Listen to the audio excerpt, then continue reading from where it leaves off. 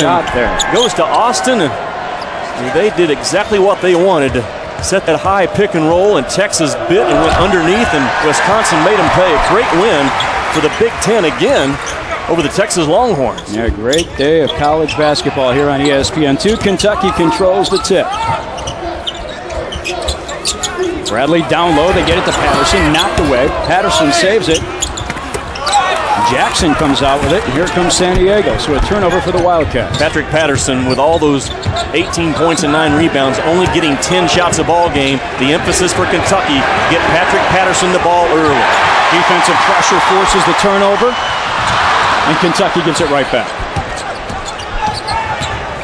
Kentucky's defense can be stifling against a ball club that can't do things off of the bounce. As this game goes on, if the team in dark blue can't break Kentucky down off the bounce, it could be a long afternoon for the visitors. Another turnover for San Diego. Bucket has it blocked there by Rob Jones. Wow, Jones out of nowhere, 6'6", 230, the freshman from San Francisco. Jones is probably the most physical guy that Bill Greer can put on the floor. 6'6", was recruited as a tight end coming out of high school at Cal and Oregon and Notre Dame. Tough defender around that rim on that play. That dream was to play college basketball, and sure enough, he is fulfilling that dream. Knocked away there. Here comes Johnson to the other end. Rejected there by Ramon Harris. Appreciate the defensive hustle by Kentucky after a turnover, which has plagued the Wildcats all season long. Just being loose, not tough, not strong with the basketball. Kentucky comes in and erases it, the mistake at the rim. You don't let one mistake become two. That's a sign of being a tough basketball team. I'm going to talk about traits of toughness throughout this ball game. You and I were at the practice, the shoot-around earlier this morning, and I really noticed the defensive intensity that Kentucky showed on the floor with their coach looking on. Billy Gillespie actually fighting a cold, but more than enough energy to let his players know when he wasn't happy. Jones missed everything on the jumper with the shot clock running down. 4 seconds left on the shot clock. It will stay at this end with San Diego. I don't know about you, but after watching that shoot-around this morning under the direction of Billy Gillespie, I taped my ankles for this ball game. My goodness, he knows how to get a team's attention on game day. Jones with a short jumper. First 2 in the game, San Diego in front. Kentucky has averaged 19 turnovers a game over the last 5 ball games. That's too many, coupled by the fact that they are fouling 20 times a game. And there's the touch by Patterson that triggers the open shot. Open shot for Bradley, their best 3-point shooter. And Patterson will get a lot of touches in this ball game. He needs to. San Diego cannot match Patrick Patterson on the inside. Well, when Coach Gillespie recruited Patterson, he actually told him, if you come to Kentucky, I promise you, you will get this many shots, and he promised him 16 to 20 shots. He hasn't gotten the ball down low. Why have his teammates why have they had a difficult time getting him the ball in the post? You know, Lou, that's a great question. San Diego also has to knock down some shots over Kentucky today to stay in this game. 2 things. Derek Jasper not playing is huge for Kentucky. He's their best passer. He makes everyone better. He's their best feed-the-post guy.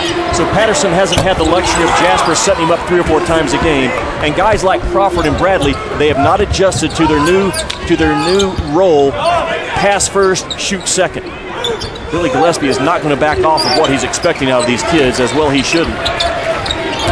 Ginty knocked down the 3. Over to Johnson. Johnson pulls the trigger on the 3-point attempt. Stewart with the rebound. Another possession. San Diego does not do any harm off of the bounce. That's what I'm talking about. Bradley and Crawford are not good feed-the-post passers. Johnson open for 3. Brandon Johnson, 28th triple of the season, 38% from 3-point range, and San Diego leads by 5, 8-3. Good start from San Diego, a club that also labors to score sometimes, only averaging 63 points a game. Getting freed up on the perimeter against Kentucky. Bradley throws it up off the glass too hard. There's Patterson. His shot doesn't go. Stewart again. But Stewart will go to the line. Just saw a graphic. 6 possessions for Kentucky. This was their 7th. But prior to this possession, 6 possessions, 4 turnovers. You talked about 19 turnovers a game over the last 5. Why are they giving up the basketball so much? Well, they're not tough with it. They don't value the basketball like your little sister at a fraternity party. I mean, that thing has to be the most important thing you have, and that's part of being tough and learning the value of the ball. And Billy Gillespie's teams over the years, I watched him at UTEP and Texas A&M, boy, he values the basketball as a coach as well as you can. His kids don't have a grasp of it yet. Toughness is a big issue. Stevenson checks in. Patterson to take a seat.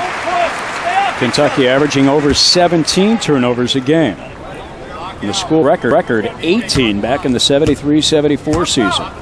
And Lou, to me, when Patrick Patterson goes out of the game, Kentucky really looks different.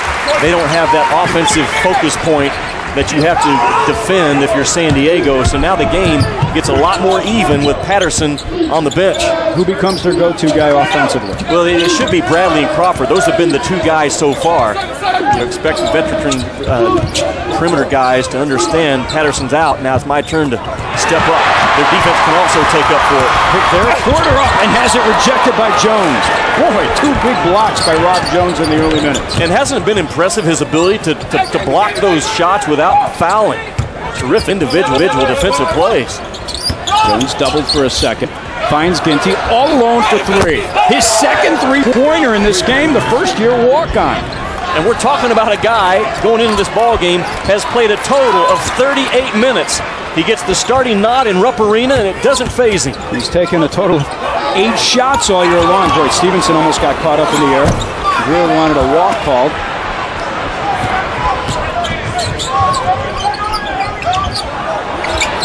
Three-point attempt.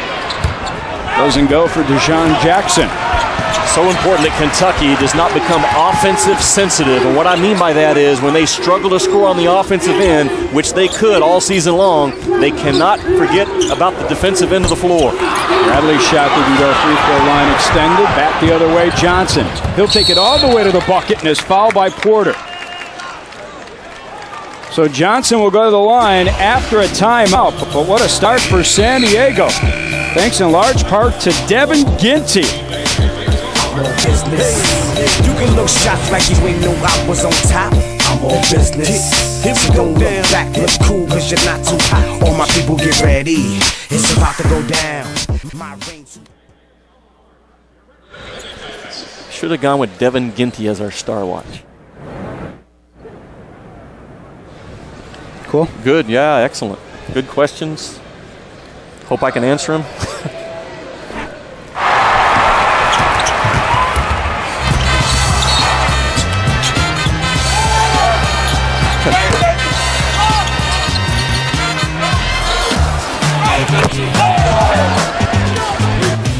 All right.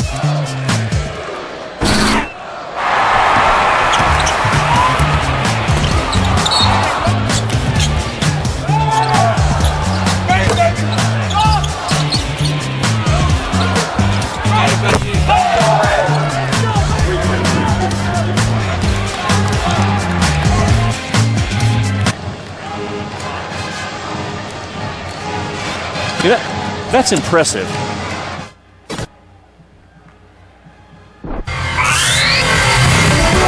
ESPN's exclusive presentation of college basketball is presented by Car.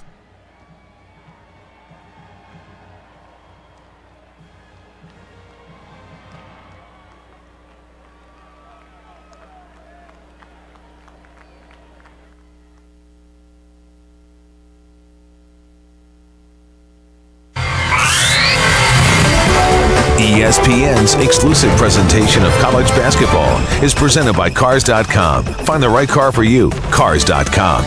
And in part by Flomax.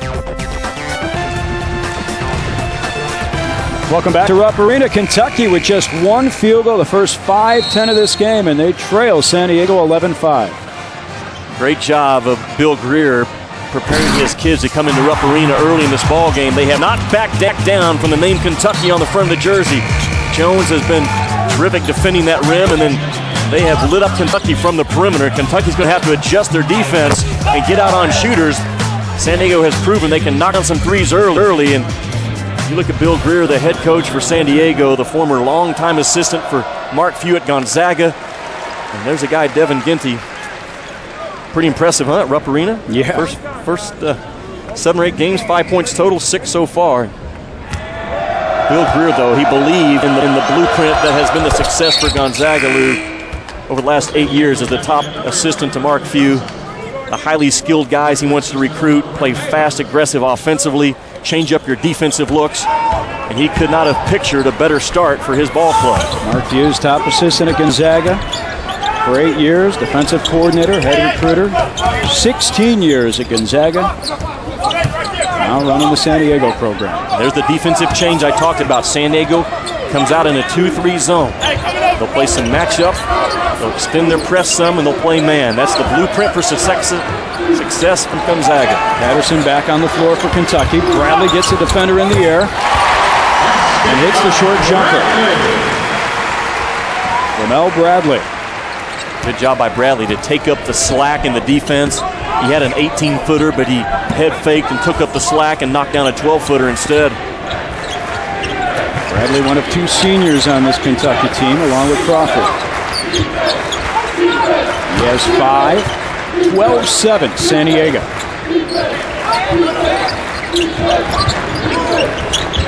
Ginty with a couple of threes. Shot clock now down to 7.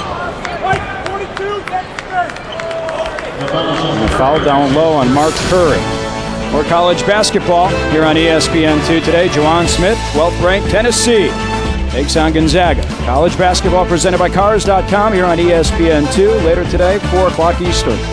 Boy, another heck of a ball game on our air all day long. And interesting how Gonzaga will handle the pressure of Tennessee. I think Gonzaga, if they have a weakness, Pargo is the one primary ball handler, but you need more than one primary ball handler against the press, the Big Orange. I saw Gonzaga in Alaska, Jimmy, as Jones looks for room. And Gonzaga's Jeremy Pardo turned over the basketball 9 times in that game. And he's their primary ball handler. That will be the focus. Jones throws up the shot. Don't know if it'll count. And Bradley's called for the blocking foul. No bucket. Jones will shoot 2. Well, I like the strength and the physical style this Jones kid plays with at 6'6", 220 pounds. And he has the quickness to get into the lane. And I talked about the importance of San Diego. Can they do that enough times in this ball game to stay in it? I understand they have the lead by 5. But if they can't do some more of that in this ball game, it's going to be difficult for San Diego to keep ahead in this game. Billy Gillespie giving it to Antonio Petty. Not happy with the call. Well, Billy Gillespie wants his kids to be rewarded for sliding over, giving up their body, the most unselfish play in basketball, to take a charge. The call didn't go in his favor that time, and he's just trying to take it for kids. Mix up on the floor. Yeah, they had 14 on the scoreboard, so they had given Jones the bucket. Now they took it away. 12-7, the proper score, and San Diego will keep it after the foul call. And Gino Plumer with the basketball. Knocked away there by Harris. Tremaine Johnson tracks it down.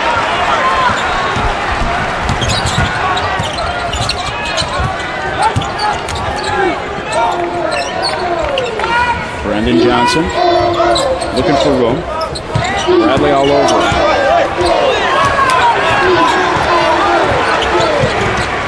Johnson double team for a moment. The floater by Deshaun Jackson doesn't go. Houston tracks down the miss. Over and back. Over and back. He called it. The crowd called it. Well, with 23,000 making the call and Billy Gillespie in your ear, you have no choice. How impressive is it for a 5-5 club to walk out into a jam-packed Rupp Arena on December the 29th? That tells you the pride that goes along with Kentucky basketball every single year. 32nd season here at Rupp Arena. Last year they averaged 23,421 in this building to watch Kentucky, and you're right. Despite the 5-5 slow start, they're still here to support the Wildcats. Harris open for 3. Back iron. Patterson gets it back to Harris. Break into the bucket, lays it up and in, and he'll go to the line.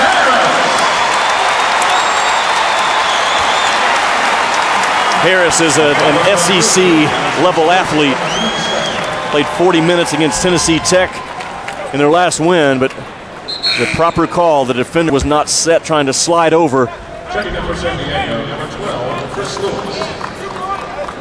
Not a big score, just over 20 minutes a game, just under 4 points a contest. But on the floor because he works hard. Decent rebounder, and Billy Gillespie looking for that effort that he talked about all year long so far, and that is on the defensive end that he just hasn't seen from his players all season. And the arena is getting ready to have a big round of applause on this next dead ball with Derek Jasper fixing to check in for the Kentucky Wildcats. Here it comes.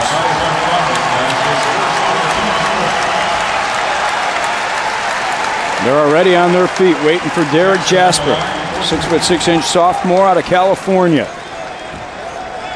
Underwent microfracture surgery on his knee back in June. Hasn't played in a game yet this season. Jackson hits his free throw, and here comes Jasper. What does Jasper do on the floor for this team that means so much? Well, the Kentucky faithful recognize the fact that this is a kid that makes Kentucky better. He did it last year as a true freshman with length at the point guard spot. He's a pass-first mentality guy. He's a long defender. He has some toughness to him. And he gives a breath of hope to Kentucky that they can get better starting on December the 29th. Averaged 3 assists a game last season. Pretty good shooter as well when he takes the shot. 61% from the floor. Patterson left alone, and his jumper goes. If he can make that shot consistently, he becomes one of the more difficult guys to defend in the SEC this year. Yeah, he plays mostly with his back to the bucket. If he can front the bucket and show that he can hit that jump shot, wow, the NBA scouts already salivating. They want him as quickly as possible. I don't think there's any way, though, that he's a one-and-done guy. I think he'll be there at Kentucky for at least 3 years, and by that third year, his junior year, he will be in the conversation for National Player of the Year. That's the potential Patrick Patterson has. The Sean Jackson shot doesn't go. Curry with the miss. His mother keeps saying he's staying. He's staying. He's not leaving. Well, you got to listen to your mom. Absolutely. A lot of people will tell you Alex Legion left because he listened to his mom, who wasn't happy with the situation, and now he's gone to Illinois.